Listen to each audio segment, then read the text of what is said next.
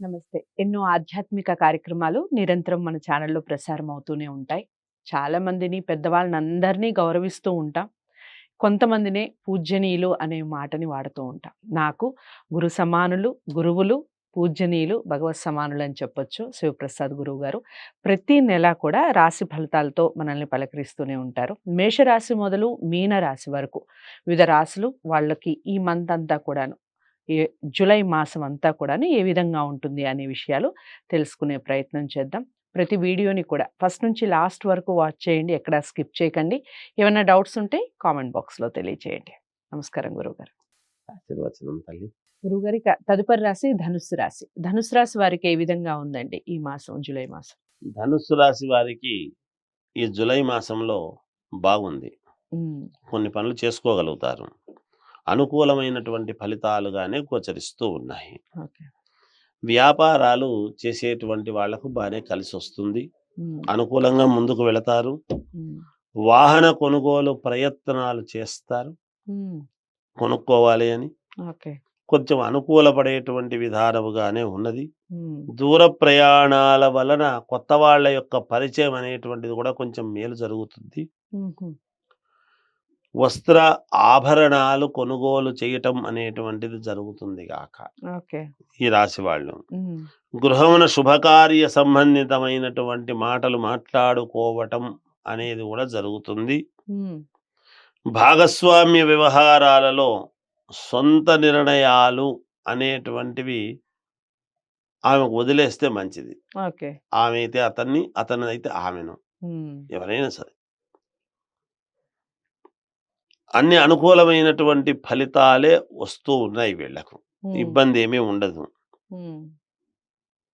కుటుంబ సభ్యులతో విభేదాలు గనక ఆల్రెడీ ఏమైనా గతంలో ఉండేటువంటివి ఉంటే హ్మ్. తొలగిపోవడానికి ఈ మాసం చాలా దోహదపడుతుంది. ఓకే. సహోద్యోగుల సాయముతో హ్మ్. వీళ్ళు కొన్ని ఉండేటువంటి సమస్యలను ఈజీగా పరిష్కరించుకోగలుగుతారు అనేటువంటిది కూడా ఉన్నది. హ్మ్.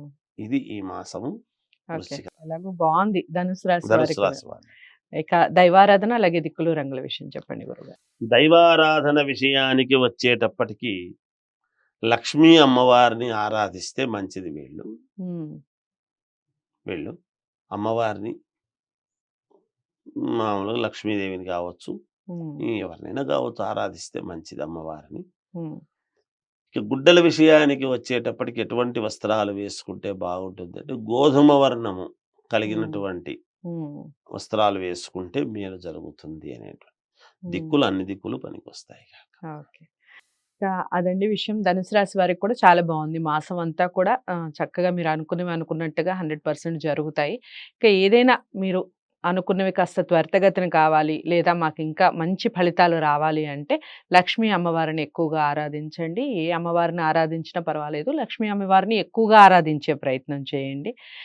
క్రీమ్ కలర్, గోధుమ కలర్ ఎక్కువగా యూజ్ చేయండి. అన్ని దిక్కులు కలిసొస్తాయి.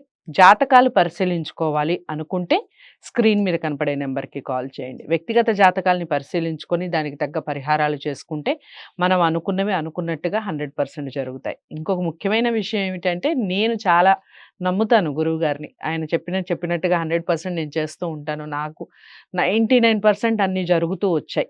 గత 2 సంవత్సరాలుగా కూడా. ఇలా ఉంటుందమ్మా మీది, ఇందుకు ఇలా చేయండి అనే విషయాలు ఏది చెప్పినా కూడా తూచా తప్పకుండా చేయటం, అలా జరగడం నేను చూస్తూ ఉన్నాను. అందుకనే నేను దైవ సమానులు అన్నట్టుగా చెప్తూ ఉంటాను గురువుగారిని. ఇక మీరు ఈ వీడియోని అందరూ లైక్ చేసి, షేర్ చేయండి. ఛానెల్‌ని సబ్స్క్రైబ్ చేసుకోండి. తదుపరి రాశితో మళ్ళీ కలుస్తాను. నమస్తే.